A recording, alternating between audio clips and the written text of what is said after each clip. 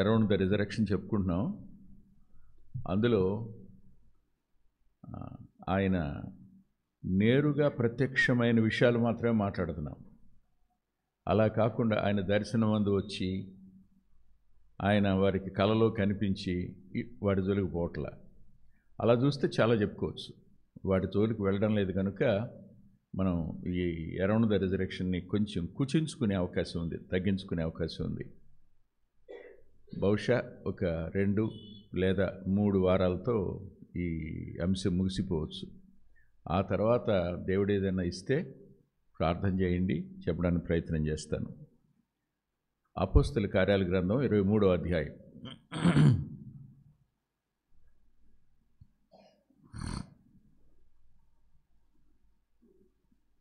అపోస్తలుల కార్యాల గ్రంథం 23వ అధ్యాయం 11వ వచనం అందరం కలిసి చదువుకుందాం.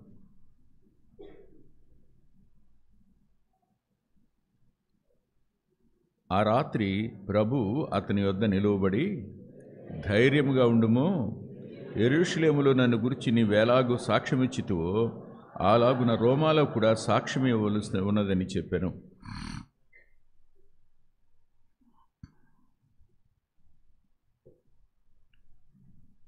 ఎవరైనా ఎవరి గురించి మాట్లాడుకుంటున్నాం?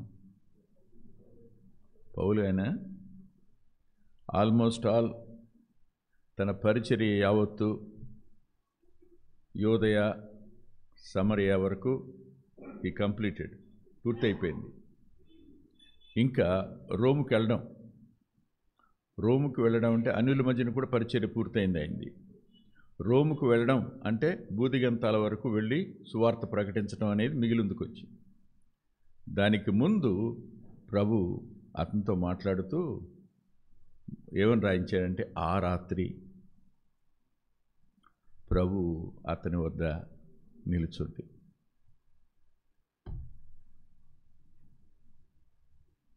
ఎవరు మన ప్రభు? నువ్వు భయపడుతున్న రాత్రి నీ ప్రక్కన నిలబడి ఉండేవాడు.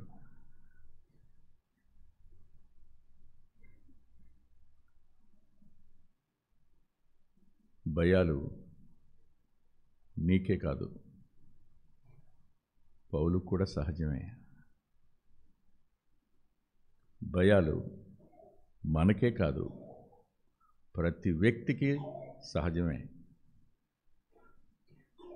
ఎంత గొప్ప భక్తుడే అయినా, దేవుని మీద ఆధారపడి విశ్వాసంతో బ్రతుకుతున్న వ్యక్తి అయినా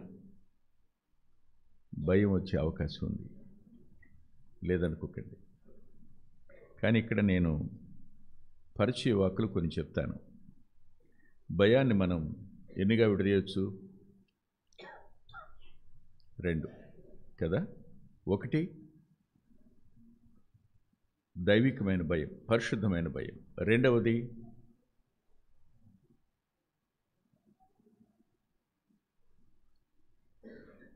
ఏ భయం? గట్టిగా చెప్పండి. 2వది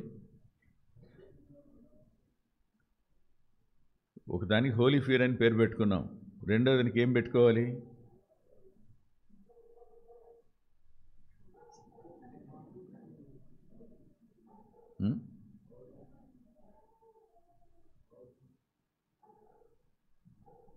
అన్హోలీ ఫియర్ అనకూడదా? అపవిత్రమైన భయం అనకూడదా? దైవికమైన భయం, సిన్ఫుల్ ఫియర్, పాపయుక్తమైన భయం, భౌతిక సంబంధమైన భయం, లోక సంబంధం, ఇక ఎన్నైనా పెట్టుకోను, అది అపవిత్రమైంది. ఒక విశ్వాసి జీవితంలో 4 ఆర్ ద మేజర్ ఫ్యాక్టర్స్. విశ్వాసికి 4 అద్భుతమైన ఎలిమెంట్స్ ఉంటాయి.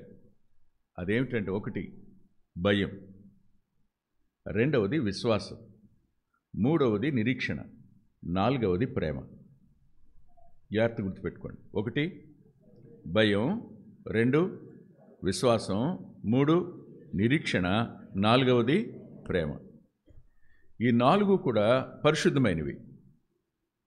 ఈ 4 కూడా పరిశుద్ధమైనవి.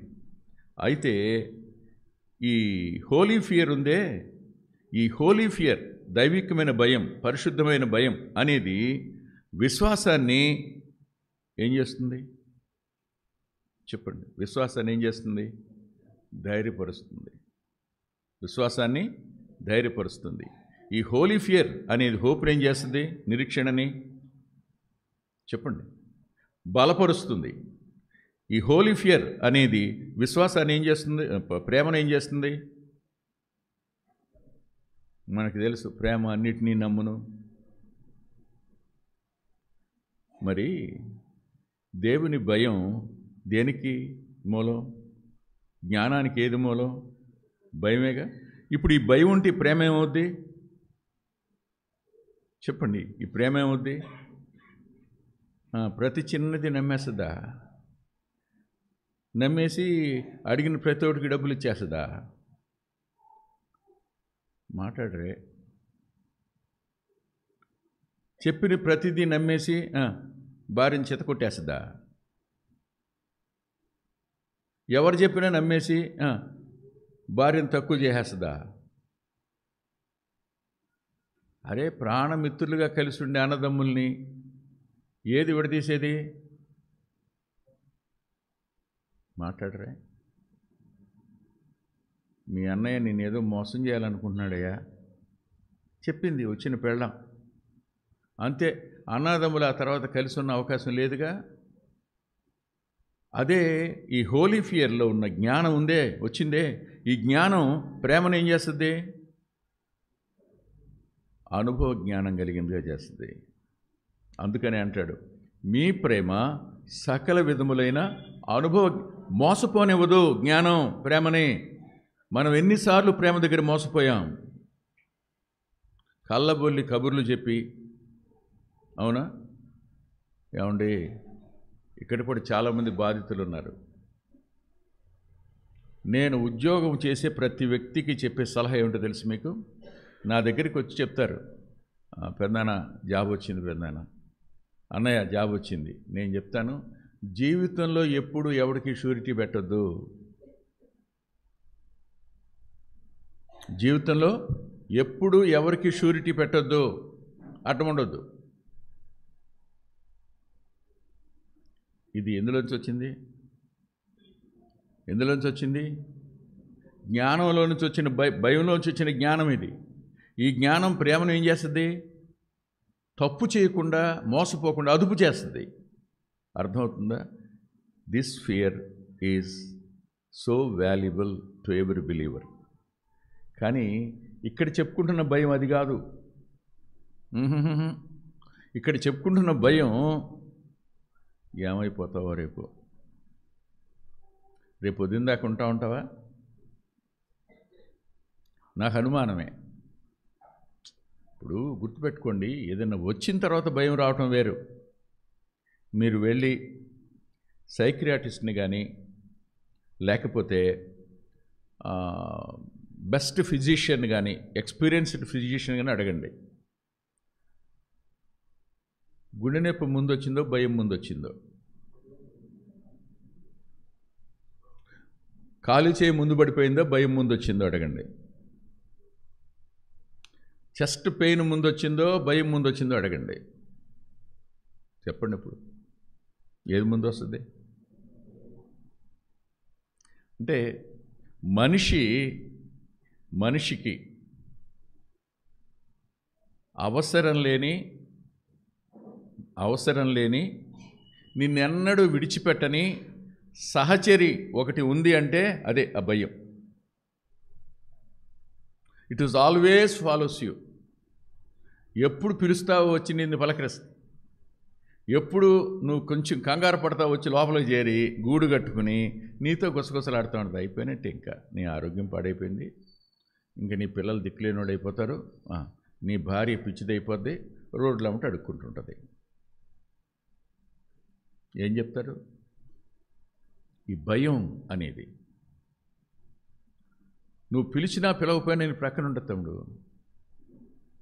నువ్వు గనక కొంచెం అవకాశం ఇచ్చావా, విశ్వాసంలో కొంచెం, నిరీక్షణలో కొంచెం, తగ్గావా, దేవుని భయంలో కొంచెం పొరపడ్డావా, వచ్చి లోపలికి చేస్తాడు. చేరేసి ఇక్కడ తిష్టేసుకుంటాడు. ఇంకా అక్కడి నుంచి నీ ఆలోచనలు మొత్తం మారిపోతాయి. మారిపోయి నిన్ను కీలుబొమ్మని చేసినట్టు చేస్తాడు. అంతే. భయాలు భయాలు భయాలు భయాలు. తలుపు మోగితే భయం, ఫోన్ రింగ్ అయితే భయం, అవునా, ఏదో టక్మంటే భయం, నిద్ర పట్టదు రాత్రి కదా. ఈ భయం ఎంత దారుణమైంది మీకు ఎప్పుడైనా ఊహించారా? ఒక ఆయన ఉన్నాడు, కెమిస్ట్రీలో ఆయనకి నోబెల్ ప్రైజ్ వచ్చింది ఎట్ ది ఏజ్ ఆఫ్ 41. 41 సంవత్సరాలకి ఆయనకి నోబెల్ ప్రైజ్ వచ్చింది కెమిస్ట్రీలో. ఆయన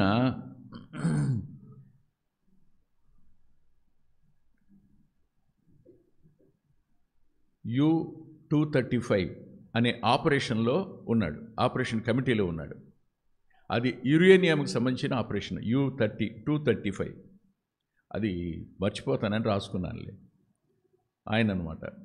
ఆయన పేరు ఏంటంటే హెరాల్డ్ యూప్. ఆయన ఒక పాంప్లెట్ రాశాడు. ఏమని రాశాడు తెలుసా? ఐఎమ్ ఏ ఫ్రైటెండ్ మ్యాన్ అని. నేను ఒక భయపడుతున్న మనిషిని రాశాడు, పాంప్లెట్ రాసుకున్నాడు. అంటే సైంటిస్టులు కూడా భయపడతారా?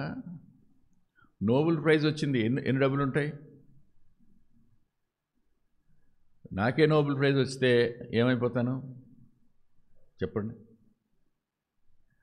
ఒకవేళ అనే పదం నాది కాదు, ముల్ర గారిది. ఒకవేళ నాకు నోబెల్ ప్రైజ్ వచ్చిందనుకోండి, నేనేమవుతాను తెలుసా మీకు? మైనారిటీ చైర్మన్ అయిపోతాను ఆంధ్రాకి కాదు, ఇండియాకే. ఏం చేస్తుంది అన్నది? ఆకాశానికి ఎత్తేస్తుంది. అలా టైం ఏం రాసుకున్నాడంటే, నేను భయపడుతున్నాను, నాతో ఉన్న సైంటిస్టులు భయపడుతున్నారు, మా గురించి భయపడుతున్నాం, మీ గురించి భయపడుతున్నాం, ఐఎమ్ ఏ ఫ్రైటెండ్ మ్యాన్ అని రాసుకున్నాడు.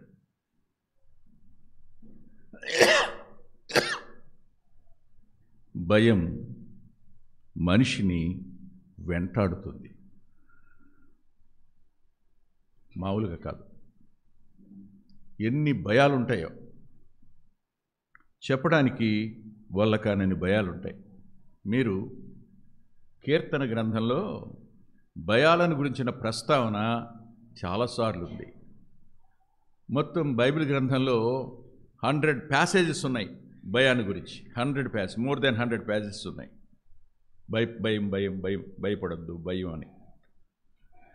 మీకు 23 కీర్తన గుర్తుందా? 4వ వచనం జ్ఞాపకం ఉందా? 23:4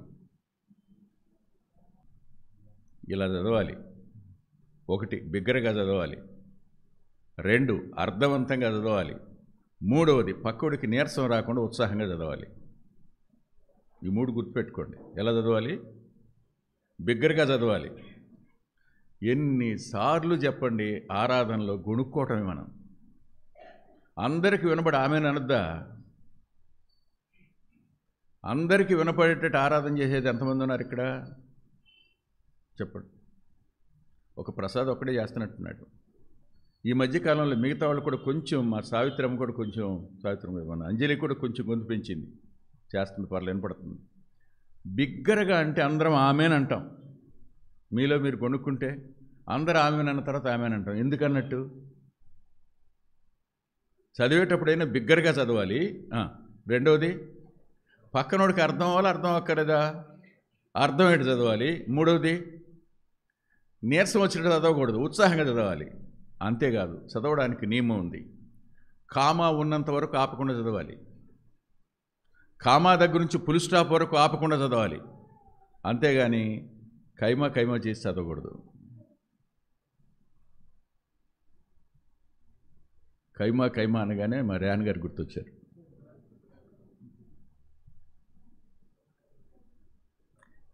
మర్చిపోం ఆయన్ని. వాక్యాన్ని తొకడాలు చేసి చదవకూడదు. అర్థమైందా మీకు? ముక్కలు చేస్తే ఏమవుద్ది? గుడివాళ్ళు ఒక ఆయన ఉండేవాడు, డ్రైవర్ ఆయన. వచ్చి ఇలా అన్నాడు. ఏమన్నాడంటే,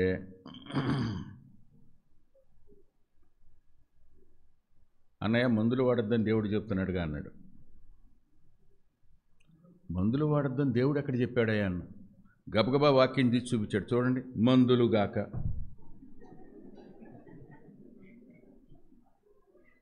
నేనంట ఏం చేశాడు? తొక్కడా.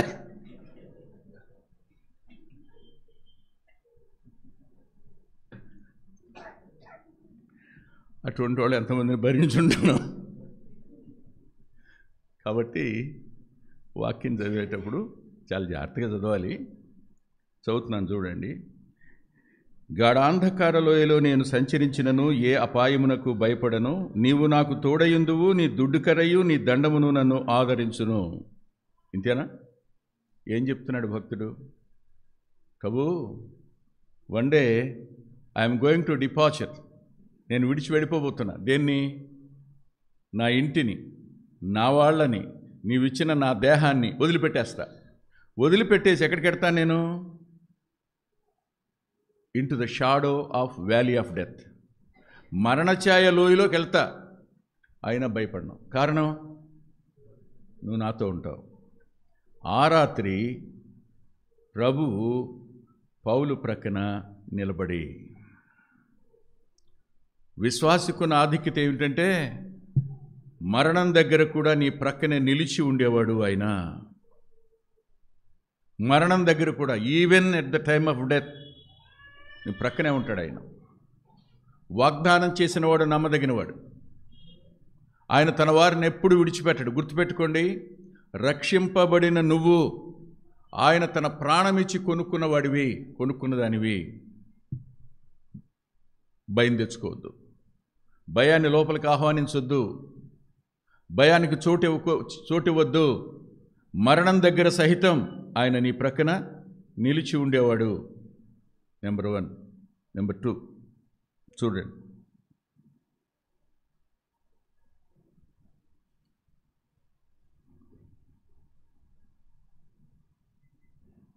నూట 18వ కీర్తన.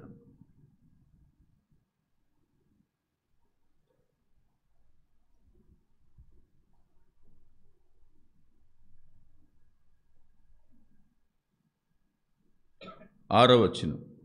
యెహోవా నా పక్షముననున్నాడు, నేను భయపడను. నరులు నాకేమీ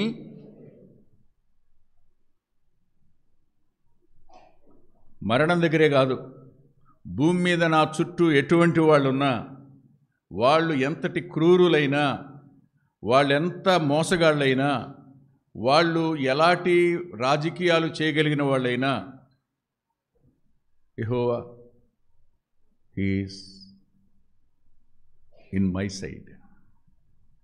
ఆయన నా పక్షంగా ఉన్నాడు. వాళ్ళు నన్ను ఏం చేస్తారు? వాళ్ళు నన్ను ఏం చేస్తారు?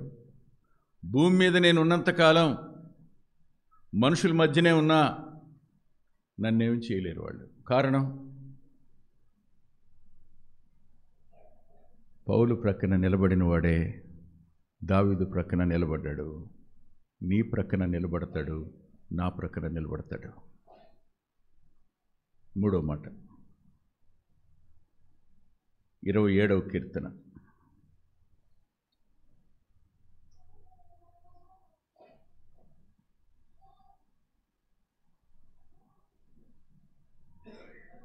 మొదటి వచనం. యెహోవా నాకు వెలుగును రక్షణయున్నాడు, నేనెవరికి భయపడుదును?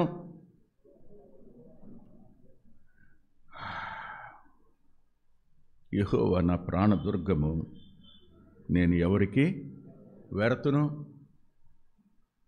నేను సిగ్గుపడవలసిన అవసరం నాకెందుకు వస్తుంది? నేను ఎందుకు భయపడతాను? కారణం, నాకైనా వెలుగు, నాకైనా రక్షణ, నాకైనా ప్రాణదుర్గం. 3-fold experiences to the psalmist. ఈ కీర్తనాకారునికి 3 అంతల అనుభవం. ఆయన నా వెలుగు, ఆయన నా రక్షణ, ఆయన నా ప్రాణ దుర్గం. బా, ఇప్పుడే దుర్గం చూసారా మీరు? నేను చూశాను.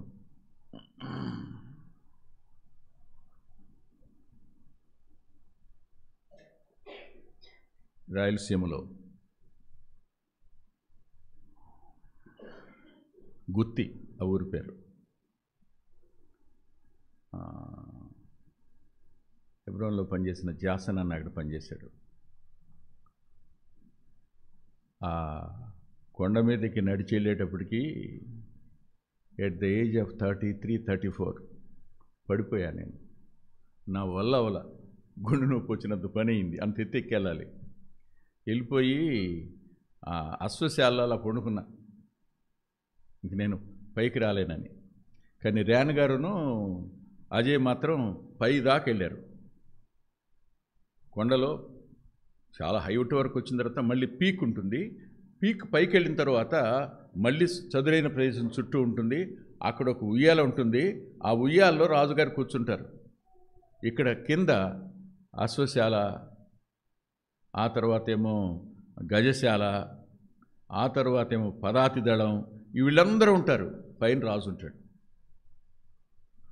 ప్రతి మూలకు ఒక వాచ్ టవర్ ఉంది. నిలబడతాడు సైనికుడు. అక్కడి నుంచి నిలబడి చూస్తే సుమారుగా 15 కిలోమీటర్ల వరకు కదులుతున్నటువంటి చిన్న కుక్కపిల్ల కూడా స్పష్టంగా కనపడుద్ది. అది దుర్గం అంటారు. ఆయన అన్నాడు, నా ప్రాణ దుర్గం అంటే ఎటు నుంచి ఏ అపాయం వస్తుందో దాని నుంచి నన్ను ఎలా కాపాడాలో, నేను ఎటు నడవాలో, నాకు ఎట్టి కాపుదలు ఇవ్వాలో he knows each and everything. కానీ మనం ఎలా అనుకుంటాం, ఇది జరిగితే అది అయిపోద్దేమో కదా, ఇలా అయితే ఆ విధంగా దెబ్బతింటాం కదా. ఏం చేస్తాడు అపవాది? ఇప్పుడు మన ముందుకు రిజల్ట్ని తెచ్చిపెడతాడు. అసలు ఏముండదు ఇక్కడ ఏముండదు. రిజల్ట్ ముందు వచ్చేసి నిలబడద్ది. అప్పటికి నీ పని అయిపోద్ది, నువ్వేం చేయలేవు. ఇప్పుడు 30 నీకు. కానీ నేను ఎక్కడికి తీసుకెళ్ళాడు? ఏ టైంకి తీసుకెళ్ళాడు? నీ ఉద్యోగం రిటైర్ అయిపోయి పిల్లలు ఎవరు పట్టించుకోకుండా పెళ్ళే కాల ఇంకా నీకు. అపవాది యొక్క తంత్రం అది. వాడు అలాంటివాడు. నీ ముందుకు ఎప్పుడు నిరుత్సాహాన్ని తేవడం ద్వారా నీ అంతరంగంలోనికి భయాన్ని ప్రవేశపెడతాడు. వాడి పని అది. వాడెప్పుడు అంతే. వాస్తవానికి ఇక్కడ పౌలు గారి పరిస్థితి ఏమిటో తెలుసా మీకు? చూడండి, ఒకసారి వెళ్దాం. వెళ్ళిన తర్వాత మళ్ళీ కీర్తన గ్రంథం దగ్గరికి వద్దాం. 23వ అధ్యాయం.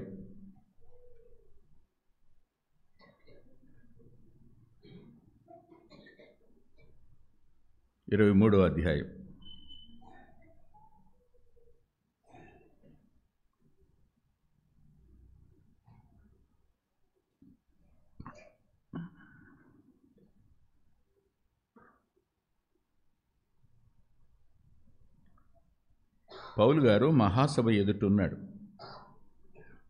మహాసభ ఎదుట ఉన్నప్పుడు అననీయ అనేటువంటి ప్రధాన యాజకుడు ఉన్నాడు.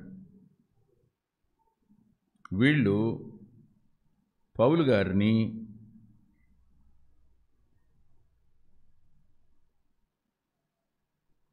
ఎలాగైనా నేరస్తుని చేసి ధర్మశాస్త్ర ప్రకారం, అంటే ఎందుకు, అతడు చెప్పే సువార్త వలన రక్షించబడుతున్న వారి సంఖ్య పెరుగుతుంది. అనేక మంది పాప క్షమాపణ పొందుతున్నారు. అనేక మంది దేవునితో తిరుగుతున్నారు. సంఘం అతని వల్ల ధైర్యాన్ని తెచ్చుకుంటుంది. ఇవన్నీ చూసిన తరువాత ఎలాగైనా తిన మనం లేపేయాలి, రిమూవ్ చేసేయాలి. That is only the reason. ఆ టైంలో సభలో పెద్ద గలాట మొదలైంది. గుర్తుపెట్టుకోండి, క్షమించండి నేను ఈ మాట అంటున్నాను. I don't want to find out any fault in the life of Paul. He is not a common man, is a saint, and also an apostle. అపోస్తలుడు అతను, పరిశుద్ధుడు అతను. అతని లోపం చెప్పేపాటి గొప్పవాడిని కాదు నేను. కానీ ఆ లోపం మన బుద్ధికి, మనం బుద్ధి తెచ్చుకోవడానికి, మనం ఉపదేశం పొందడానికి, బోధ పొందడానికి రాశారు కాబట్టి చెప్తున్నాను. భయం వచ్చేసింది. భయం వచ్చినవాడు he played A simple trick. He played A simple trick. భయం ఏం చేస్తుంది? భయం ఏం చేస్తుంది? చెప్పు, భయం ఏం చేస్తుంది? సరే, నేనే చెప్తాను వినండి. ఆ రోజు సైకిల్ దొక్కడానికి లైసెన్స్ ఉండాలి, మీకు తెలుసా?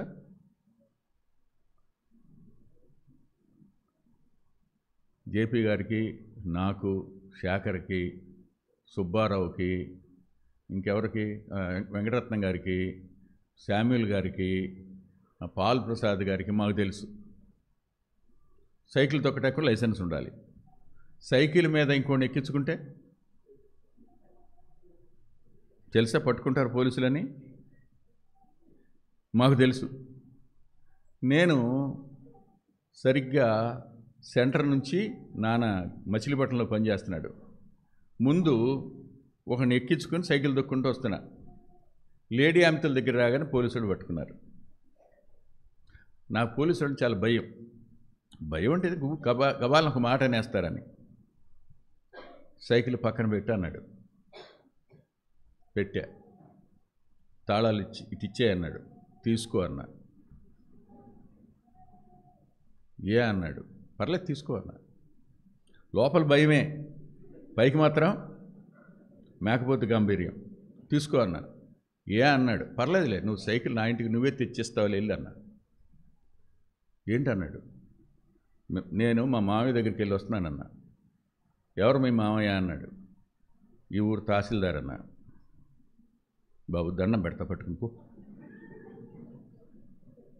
నిజంగానే మా మేనమామ ఉన్నాడు అప్పుడు అక్కడ తహసీల్దార్గా. చెంగూరపు నాగభూషణం గారు అక్కడ పనిచేస్తున్నాడు తహసీల్దార్గా. నాకు మామయ్య అవుతాడు ఆయన. భయం ఏం చేస్తుంది? ట్రిక్స్ ప్లే చేస్తుంది. నువ్వైనా నేనైనా తప్పించుకోవడానికి ఎంత ట్రిక్ ప్లే చేస్తాం? ఇంతెందుకు, నా స్నేహితుడు ఒకడు ఉన్నాడు గుడ్మెన్పేటలో, నాతో పాటు చదువుకున్నవాడు. వాడిని నేను సైకిల్ ఎక్కించుకుని సిఎస్ఐ చర్చి ముందు నుంచి దారి ఉంటుంది. ఆ దారిలో వస్తూ ఉంటే ఇటు పక్కన కాన్వెంట్ ఉండేది.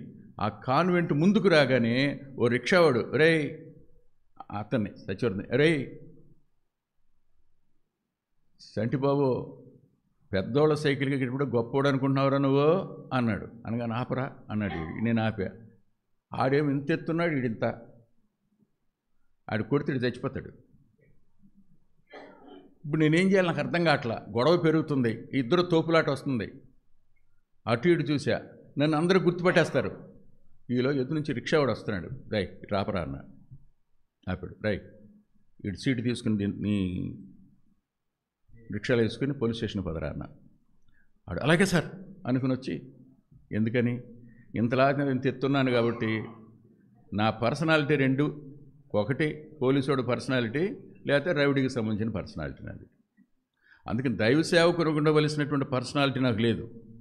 I know it. తీసి ఏది సీటు తీసి రిక్షాలు వేసుకోరా, పోలీస్ స్టేషన్కి బా అన్న అనేసి వెనకాల రా అన్న. ఆడు వచ్చేసి నా కాళ్ళ మీద ఇప్పుడు, అయ్యా మీరు అనుకోలేదయ్యా నేను,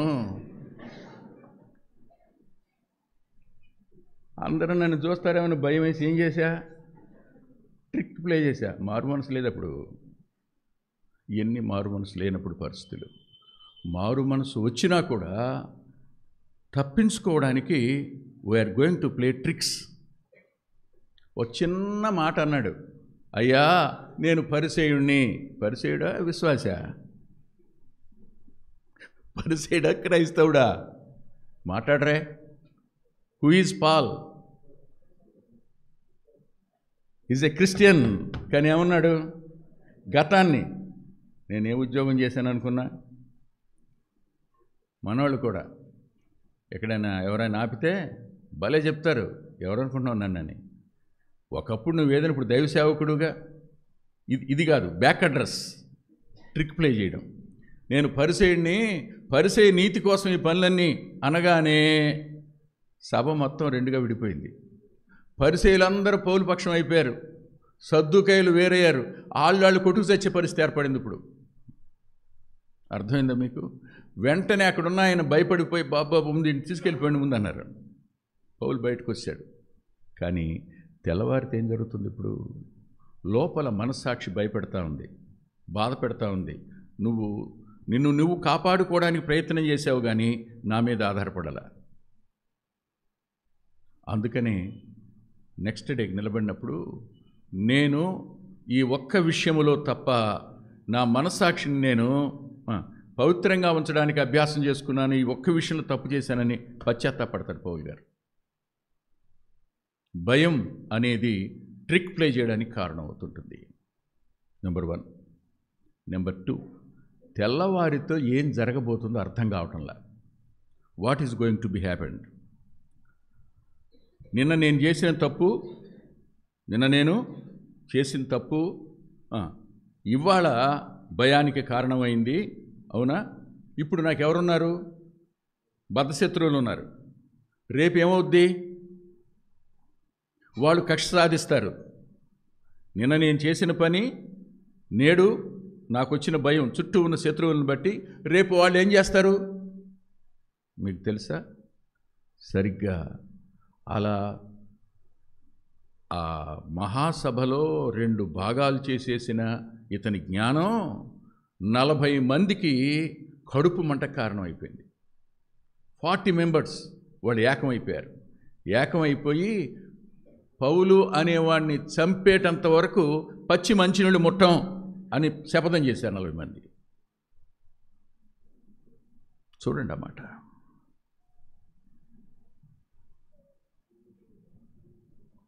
ఇరవై 21వ వచనం, వారి మాటకు నువ్వు సమ్మతింపవద్దు. వారిలో 40 మంది కంటే ఎక్కువ మనుషులు అతడి కొరకు పొంచి ఉన్నారు. వారు అతని చంపు వరకు అన్నపానములు పుచ్చుకొనమని ఒట్టు పెట్టుకొని ఉన్నారు. అది కండిషన్, రేపు జరగబోయేది అది. అలా టైంలో ప్రభు వచ్చి ఆ రాత్రి పౌలు ప్రక్కన నిలబడ్డాడు. వా అంటే పౌలు ఏడ్చుంటాడు కదా రాత్రి. పొరపాటు మాట్లాడాను ప్రభు అని ఉంటాడు కదా, నేను ట్రిక్ ప్లే చేశాను ప్రభు అని ఉంటాడు కదా, నా హ్యూమన్ ఇంటెలిజెన్సీని ఇంటెలెక్చువాలిటీని వాడాను ప్రభు అని ఏడ్చుంటాడు కదా. దేవుడు ఏం చేస్తాడు? విశ్వాసి అయిన తరువాత మనం చేసే పొరపాట్లను క్షమించి తన సన్నిధిని దూరం చేయనటువంటి దేవుడు. క్షమాపణ కోరలేదా? We are going to lose his fellowship. మర్చిపోకండి. ఇప్పుడు నేను మళ్ళా మిమ్మల్ని 27వ కీర్తన దగ్గర తీసుకెళ్తాను. దయచేసి రండి. 27వ కీర్తన.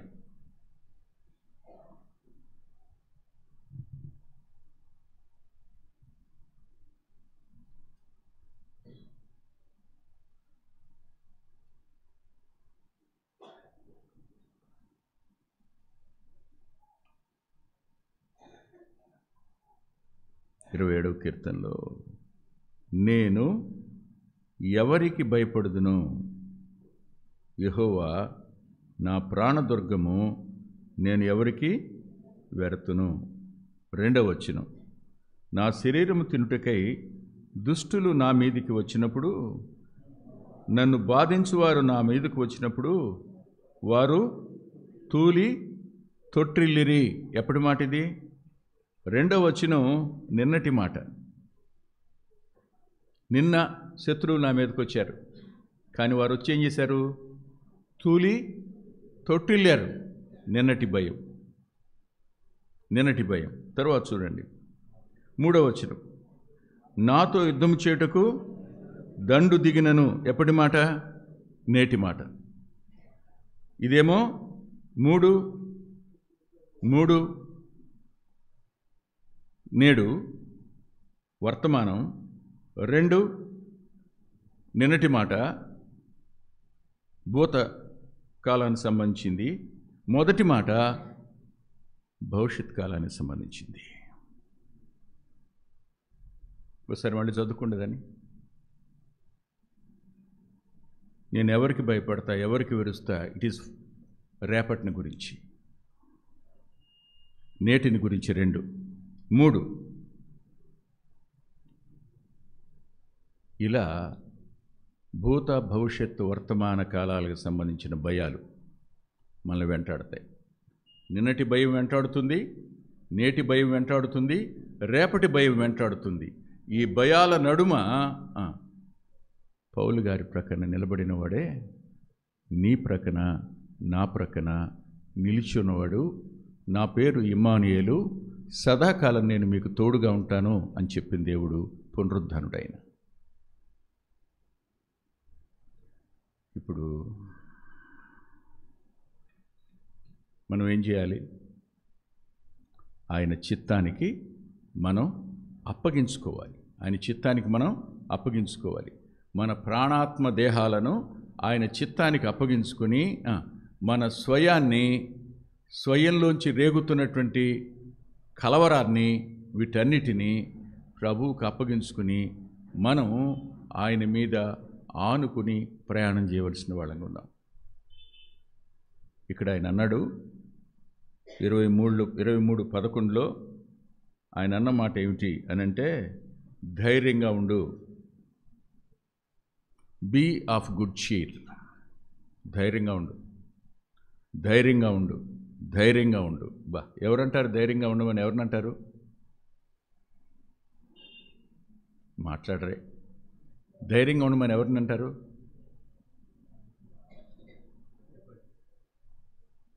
భయపడేవాడిని. ధైర్యంగా ఉండమని ఎవరిని అంటారు?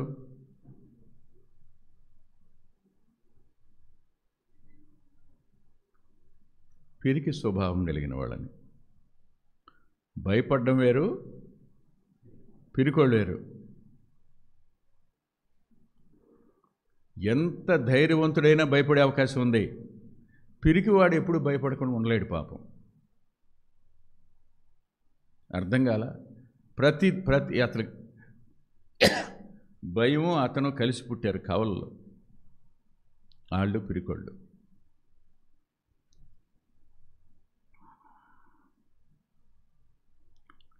ఆయన భయపడవద్దు అన్న మాట మాట్లాడుతున్నప్పుడు ఇక్కడ ఆయన ఎవరు? విశ్వాసమునకు కర్త, దానిని కొనసాగించువాడు. విశ్వాసమున కర్త, దాన్ని కొనసాగించేవాడు. 2, ఆయన నిరీక్షణకు కర్త, దాన్ని కొనసాగించేవాడు.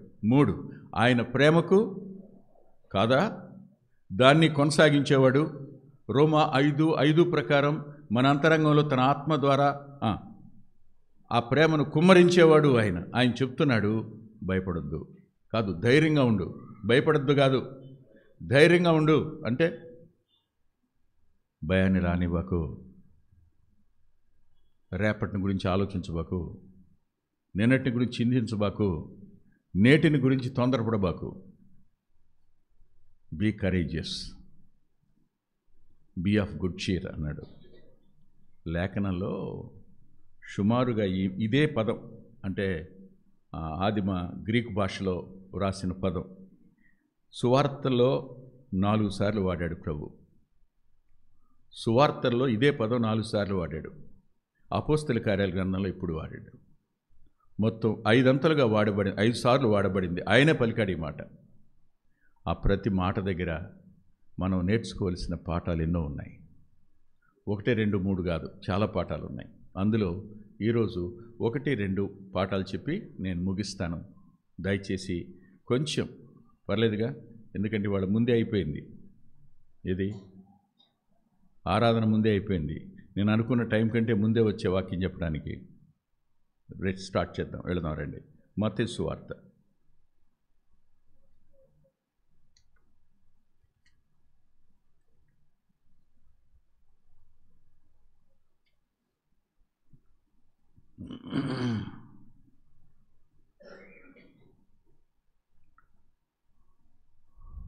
2వ వచనం.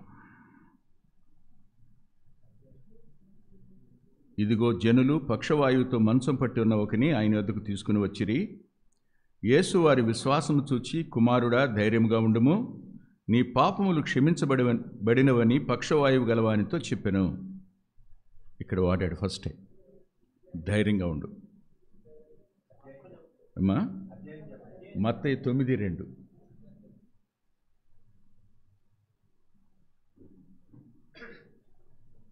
మాథ్యూ 9:2. ఇదిగో జనులు పక్షవాయువు గలవానితో మంచము పట్టి ఉన్న ఒకని ఆయన ఎద్దుకు తీసుకుని వచ్చిరే.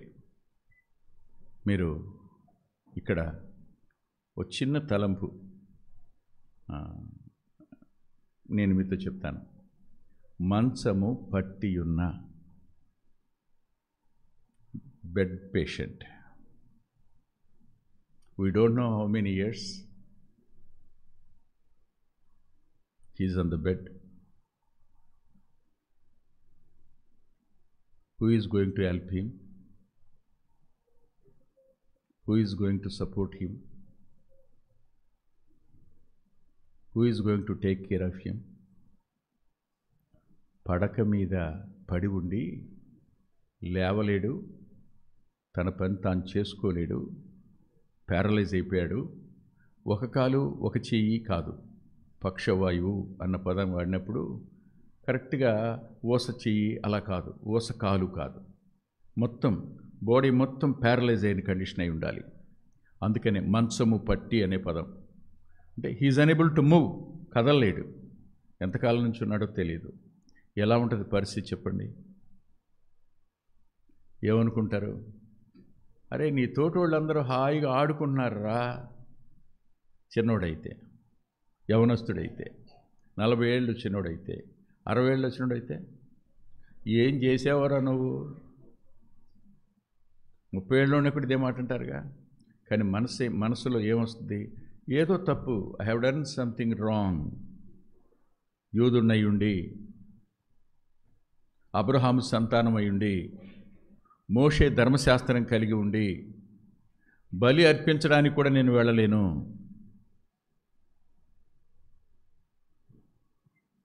యెరూషలేమునకు యాత్ర చేయలేను. పాడేవారితో కలిసి ఆరాధించుకుంటూ పాడుకుంటూ సామూహికంగా నేను ఆ పర్వతానికి వెళ్ళలేను. సొలొమోను దేవాలయం దగ్గరికి వెళ్ళలేను. ఇప్పుడైతే అది హేరోదు దేవాలయం, అది అక్కడికి నేను వెళ్ళలేను. మనసు నిండా తన పాపాన్ని గురించినటువంటి బాధ, తానేదో తప్పు చేశాను, ఐ కమిటెడ్ సిన్ అనేటువంటి దుఃఖం అతని అంతరంగంలో ఉన్నాయి. ఇది చిన్నది కాదు. మనిషిని అత్యధికంగా బాధ పెట్టేది ఏంటో తెలుసా? మనసు, మనస్సాక్షి.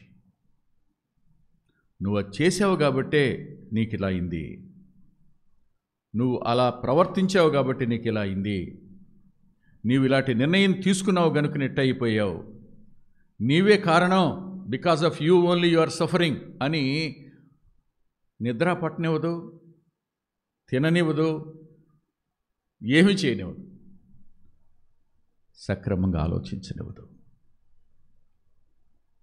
ప్రభు జనులు తీసుకుని వచ్చారు. ఆయన ఏం చూశాడు? ఏం చూసుకొచ్చాడు? విశ్వాసం చూశాడు. అబ్బాయి నాకు తెలవదు. సుబ్బారావు గారు చెప్తున్నారు విశ్వాసాన్ని చూశాడంట. విశ్వాసాన్ని చూశాడు. నాకు రాసే ఉంది కదా సుబ్బారావు గారు. ఏం చూశాడు? ఆ వ్యక్తిలో ఉన్న అంతరంగ భయాన్ని చూశాడు. ఆ వ్యక్తి అంతరంగం పాపాన్ని గురించి పరితపిస్తుందని చూశాడు. పాప క్షమాపణ పొందడానికి నేను ఒక పావురపు పిల్లను కూడా తీసుకుని వెళ్ళలేను కదా, ఒక గొర్రె పిల్లను తీసుకుని వెళ్ళలేను కదా, నేను పడక మీదే ఉన్నా. ధర్మశాస్త్రాన్ని నెరవేర్చలేని నిస్సహాయత నాది, నా పాపానికి నిష్కృతే ఉంది, నాకు క్షమాపణ ఎలా లభిస్తుంది? How can I get forgiveness? అది అతని అంతరంగంలో ఉన్న బాధ, అది అతని అంతరంగంలో ఉన్న భయం, అది అతని అంతరంగాన్ని కలవరపెట్టేసే పరిస్థితి. దాన్ని చూశాడు ఆయన. అవును, కిందకి దింపుతున్నప్పుడు ఎలా దింపుతున్నారు? పరుపుతో సహా దింపుతున్నారు. ఈ కుర్రాడు ఎక్కడున్నాడు? కుర్రాడు మధ్య వయస్కుడు ముసలోడో తెలియదు మనకి, వయసు రాయిలా. బెడ్ మీద ఉన్నాడు. పైనుంచి దింపుతున్నారు. కింద నుంచి చూసేటప్పుడు ఎవరు కనపడతారు? బెడ్ దింపుతున్న వాళ్ళు కనపడతారా? బెడ్ మీద ఉన్నాడు కనపడతాడా? ఎవరైనా. నీ పడక గది తలుపులు, గోడలు, వేసేసిన కిటికీలు ఆయన కంటికి అడ్డం కావు. ఆయన కన్ను లోకమంతటా సంచారం చేసే కన్ను. ఆయన కంటికి కనపడని సృష్టం ఏదీ లేదు. ఆయన చూడకుండా నువ్వు ఏ పని చేయలేవు. ఆయన చూస్తూ ఉండగా నువ్వు ఏ పని అని చేస్తావు. నీ ఆలోచన ఆయనకు తెలుసు, నీ క్రియలన్నీ ఆయనకు తెలుసు. నువ్వు చేస్తున్న సమస్తాన్ని చూస్తున్నవాడు ఆయన. అలాంటి దేవుడు. కుమారుడా అన్నాడు. ఎప్పుడు కుమారుడు అవుతాడు? మీరే చెప్పండి, ఎప్పుడు కుమారుడు అవుతాడు? యోహాను సువార్త 1వ అధ్యాయం వచనం చెప్పండి. ఆయన యందు విశ్వాసం ఉంచు వారికి ఆయన పిల్లలగుటకు వచనం ఎంత? 12. 1:12. ఏమని పిలిచాడు? పడక మీద పక్షవాయువుతోనే ఉన్నా హూ ఈజ్ హీ?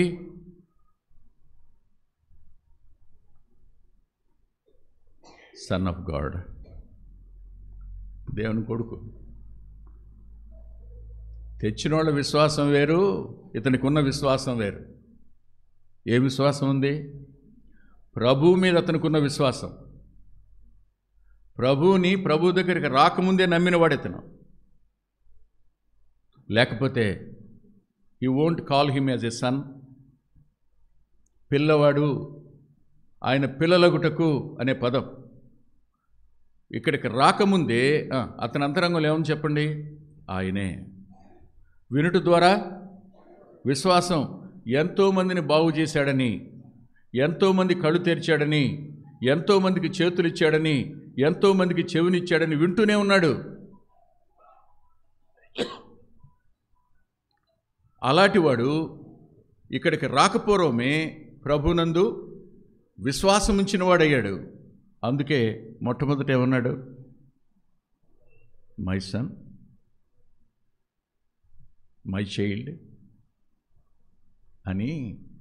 ధైర్యంగా ఉండు, నీ పాపాలు నువ్వు నమ్ముకున్నప్పుడే క్షమించాను నేను. నతానియేలుని చెట్టు కింద చూశానయ్యా, నిన్ను పడక మీద ఎప్పుడో చూశాను నేను.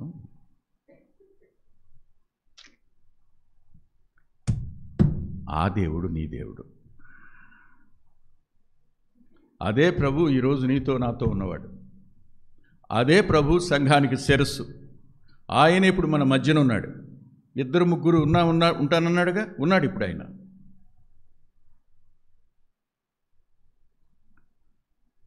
భయపడకు అలా, ధైర్యంగా ఉండు. ధైర్యంగా ఉండు అంటే ఏమవుతుంది? రక్షించబడ్డాడు, ప్రభునందు అతనికి విశ్వాసం ఉంది, ప్రభు మెస్సియాన పంపబడినవాడని, రక్షకుడని హీ యాక్సెప్టెడ్.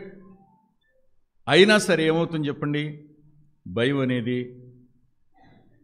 ఇతనికి వచ్చింది, నీకు వచ్చింది, నాకు వచ్చింది, పౌలు గారికి కూడా వచ్చింది. రాలేదా? ఇక్కడ ఉన్న వాళ్ళలో ఏమో నన్ను అసలు భయం అంటే నాకు తెలవదు అసలు అన్నవాళ్ళు ఒక్కళ్ళని చూపిస్తారా? ఉంటే ఆడు పిచ్చోడై ఉండాలి. ఒకటే man. Either he is a mad or he is a perverted man.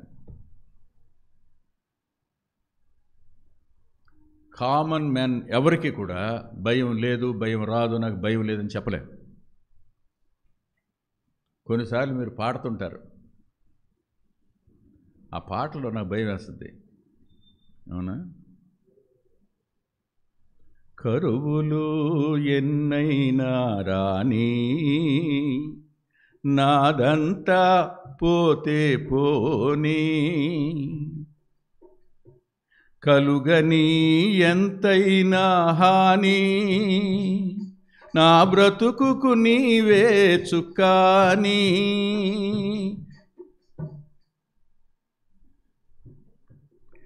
నాకు తబలా కుదరదు, I am not a singer. నాతి చరామి యేసు నాతి చరామి, నాతి చరామి యేసు నాతి చరామి, నీవే నా హామీ, రక్షించుమీ యేసు స్వామి. గుండుండేనా పాడేది? చెప్పండి. నాదంతా పోతే ఇక్కడ ఒక్కళ్ళు ఉంటారా? కలగని ఎంతైనా హాని. అమ్మా, నిజమేనా? అంత విశ్వాసం ఉండేనా? ఇలా పాడితేనే గుండె అదురుతుంటే, అంటే మనం పాడతాం కానీ ఆ పాట అర్థం అసలు పట్టించుకోం. మందిలో మిరియాలు చల్లినట్టే, ఎక్కడ పడితే ఏమవుతాయి అవి కదా. అరే రే రే, సాహసించి పలికే పలుకులు కదా ఇవన్నీ. ఆరాధన రాసేటి పాట బియ్య ప్రసాదరావు పాట.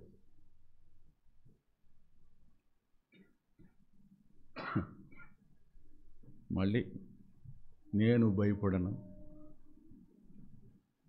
ఏ కీడు రాదని ఏసే చెప్పాను నాకంటే పర్లా. తర్వాత చరణాలు చూడండి ఎలా ఉంటాయో, గుండె గుబేరవుతుంది. అందుకే నా పాటలు పాడినేమో పాడినాం. అంటే అంత విశ్వాసం లేదని కాదు.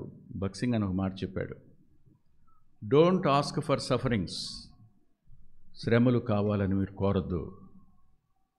మనం భూమి మీద పదాతి దళం, కాళ్ళ మీద ఉండి యుద్ధం చేస్తున్నాం.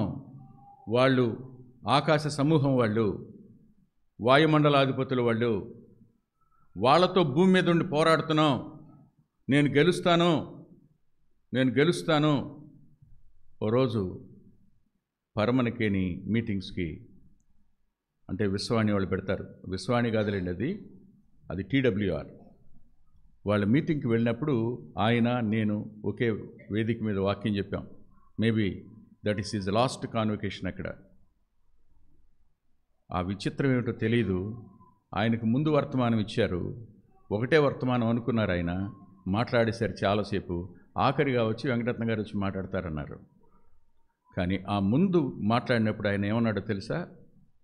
తీసుకురండి, వాడిని రమ్మనండి. ఎవరిని? అపవాదిని.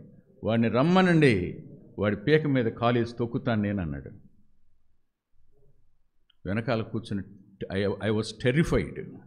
ఎందుకు ఇంత మాట అంటున్నాడు ఆయన? ఎందుకు ఇంత సాహసించి పలుకుతున్నాడు ఆయన? భలే బాధపడ్డాను. ఎప్పుడు గుర్తుపెట్టుకోండి, అపవాదిని ఆహ్వానించొద్దు. వాడి మీదకి యుద్ధం వాడి చేస్తే పోరాడండి. శ్రమ దేవుడు అనుమతిస్తే అంగీకరించండి, కావాలని కోరొద్దు. శ్రమ వచ్చిందా కాదనొద్దు, కావాలని శ్రమ కోరొద్దు. అది చెప్పాడు, వాస్తవం అది. విత్ ది గ్రేటెస్ట్ ఎక్స్పీరియన్స్ ఆయన ఈ మాటలు చెప్పాడు. ఎన్ని శ్రమల గుండా వెళ్ళాడో మీకు తెలుసా? తనతో ఉన్న వారిని బట్టి, తన మీద కక్ష కట్టినటువంటి వారిని బట్టి. Nobody nose.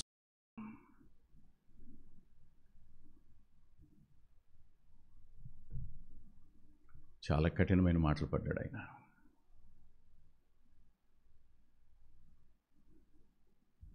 ఆయన నాకు విగ్రహం కాదు, he is one of my model. నేను పౌల్ని ఇష్టపడతాను, నేను భక్సింగ్ గారిని ఇష్టపడతాను, నేను ఫాక్స్ గారిని ఇష్టపడతాను. నా ముందున్నటువంటి నా అన్నలు వాళ్ళందరూ, వాళ్ళంటే నాకు రెస్పెక్ట్ ఎక్కువ. కానీ నా కళ్ళ ముందు నా ప్రభువుని పెట్టుకుంటాను. వాళ్ళు మనలాంటి మనుషులే, కానీ వాళ్ళు వెళ్ళిన భయాలు చిన్నవి కావు. అందుకే చెప్పారు, మీరు కావాలని కోరుకోవద్దు పోరాటం, కావాలని కోరుకోవద్దు శ్రమ, ఇస్తే కాదనొద్దు.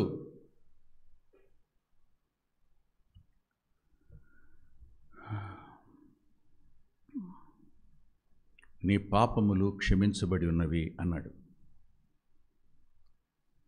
భూమి మీద పాపాన్ని క్షమించడానికి ఒకే ఒక వ్యక్తికి అధికారం ఉంది, ఆయన యేసుక్రీస్తు ప్రభు. కారణం ఏంటో చెప్పనా? ఆయన ఒక్కడే నీ కోసం తన రక్తాన్ని చిందించాడు. ఆయనే నీ అంతరంగంలో పరిశుద్ధాత్మ దేవుని ద్వారా కార్యం జరిగించినవాడు. తండ్రి ఆకర్షించగా, పరిశుద్ధాత్మ దేవుడు ఒప్పించగా, ఆయన నిన్ను అంగీకరించాడు. తన రక్తంతో కడిగి నిన్ను పవిత్రపరిచాడు, నిన్ను నీతిమంతునిగా తీర్చాడు, నిన్ను దేవుని కుమారుడు అని అంగీకరించాడు, నీకు ఆత్మను అనుగ్రహించి సంచకరువుగా ఆయన ముద్ర వేశాడు. రేపటి కార్యంలో నేడు పాలు పంపులు ఇవ్వగలిగిన వాడు ఆయన. ఒక్కోసారి విశ్వాసికి తెలియకుండా ఏడుపు వస్తూ ఉంటుంది. ఎందుకు ఏడుస్తున్నామో తెలియదు మనకి. ఏంటో ఒకటే ఏడుపు వస్తూ ఉంటుంది కదా. మీరు ఎక్స్పీరియన్స్ చేశారా? దుఃఖం వస్తూ ఉంటుంది. ఎందుకు వస్తుంది? ఏం జరగల, ఏం గొడవను బట్టి కాదు, ఏం కాదు, బట్ ఆ దుఃఖం వస్తూ ఉంటుంది. అంటే నేను చెప్తాను, that is the time to spend with him. ఆయనతో నీ గడపడానికి ఆయన ఇచ్చిన సమయం అది. ఆ కన్నీరు ఆయన పాదాల మీద ఒలకనివు, అంతే. అందుకు ఒక్కోసారి తెలియకుండానే సంతోషం వస్తూ ఉంటుంది. ఎందుకు వస్తుందో తెలియదు. చెప్పనా? ఆయన పరలోకపు ఆనందాన్ని నీ అంతరంగంలో పోస్తుంటాడు. జరుగుతుంది ఇది. ఈ సంతోషం ఉంటుంది. ఈ సంతోషం ఉన్నప్పుడు ఎందుకో తెలుసా? ఆయన నువ్వు ఆరాధించాలని. రేపు అక్కడ ఆరాధిస్తావు, ఇక్కడ కూడా ఆరాధించు. ఉద్యోగం చేసే చోట ఆరాధించు, ప్రయాణిస్తున్న చోట ఆరాధించు. ఈ సంతోషానికి కారణం వెతకొద్దు, ఆయన ఆరాధించడానికి ఆ టైం. అది అనేక మంది భక్తుల యొక్క అనుభవం. అది మీ అనుభవం, నా అనుభవం కూడా. పడక మీదే ఉన్నాడు, కానీ ధైర్యం తెచ్చుకో అనగానే కనపడుతున్నాడు ప్రభు. అతనికి స్వరమే వినపడుతుంది. ఇప్పటికీ ఆయన స్వరం వినపడతానే ఉంది మనకి. Still we are able to hear his voice from the scriptures. లేఖనంలోంచి ఆయన స్వరం వింటాం, అంతరంగంలో నుంచి మెల్లైన స్వరాన్ని వింటాం. అది మన అంతరంగానికి ధైర్యాన్ని ఇస్తుంది. ధైర్యం తెచ్చుకో, నా కుమారుడా. నా కుమారుడా అని ఎవరంటున్నారు? మంచం పట్టిన వాడితో పరమ వైద్యుడు అంటున్నాడు. ఆయన బాగు చేయలేనిది ఏదైనా ఉందా? ఆయన బాగు చేయలేని పరిస్థితి ఏదైనా ఉందా? ఆయన అసాధ్యమైనది ఏదైనా ఉందా? ఆయన అంటున్నాడు, ధైర్యం తెచ్చుకో, నీ బాధ అంతా నాకు తెలుసు. నువ్వు కేవలం పక్షవాతం వాయువు బాగు చేసుకోవడానికి నా దగ్గర రాలా. వాళ్ళైతే నిన్ను పక్షవాతం నుంచి తప్పించినా తెచ్చారు, కానీ నువ్వైతే ఎందుకు రాలా నాకు తెలుసు. అందుకే నీకు మొట్టమొదటి చెప్తున్నా, నీ పాపాలు క్షమించబడ్డాయి. నువ్వు నిత్యజీవానికి వారసుడువయ్యా. నువ్వు దేవుని కుమారుడువయ్యా. నువ్వు విశ్వాసువయ్యా. You became a saint. పడక మీదే ఉండుండొచ్చు, నువ్వు మంచం పట్టినవాడివై ఉండొచ్చు, కానీ నువ్వెవరు? పరిశుద్ధుడివి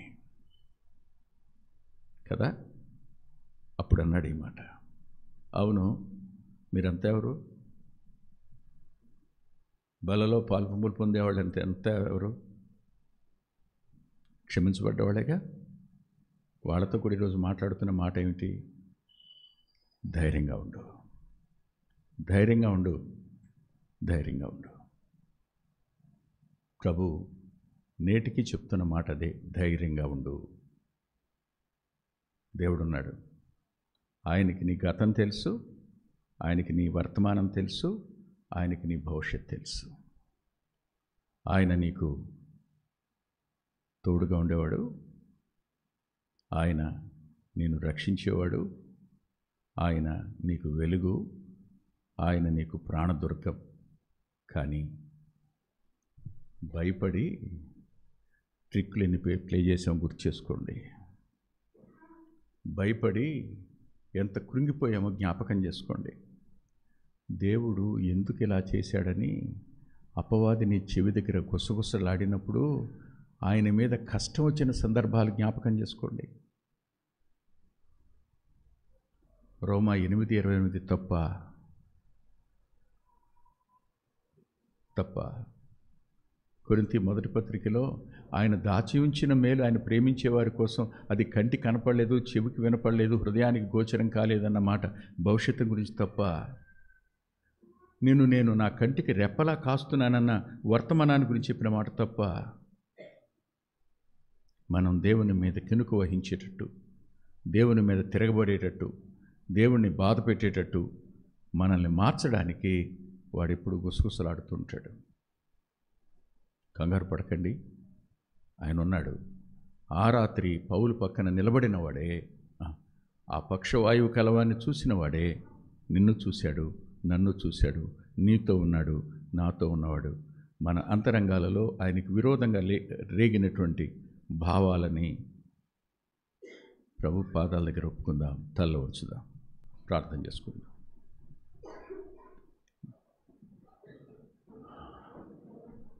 దయగలిగిన మా గొప్ప తండ్రి, కృపగలిగిన మా దేవ, భూమి ఆకాశాలు గతించిన నీ మాట ఎన్నడూ గతించదు,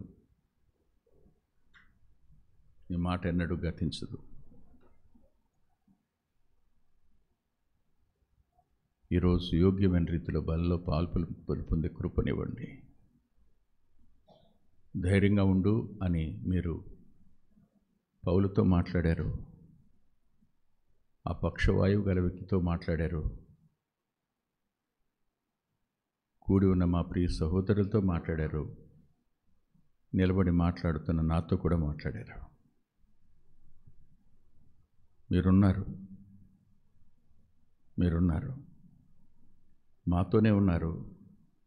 ఆ చీకటి వేళ, ఆ చెరసాలలో భయాలు ముసురుకుంటున్న సమయాన ధైర్యంగా ఉండు అని ప్రక్కన నిలిచినటువంటి నీ ఉనికి కొరకై తల వంచి కృతజ్ఞత చెల్లిస్తూ మా ప్రియులను ధైర్యపరిచిన నీ ప్రేమ కొరకై రుణస్థులమని చెప్తూ యేసుక్రీస్తు ప్రభువారి పేరిట ప్రార్థిస్తున్నాం తండ్రి.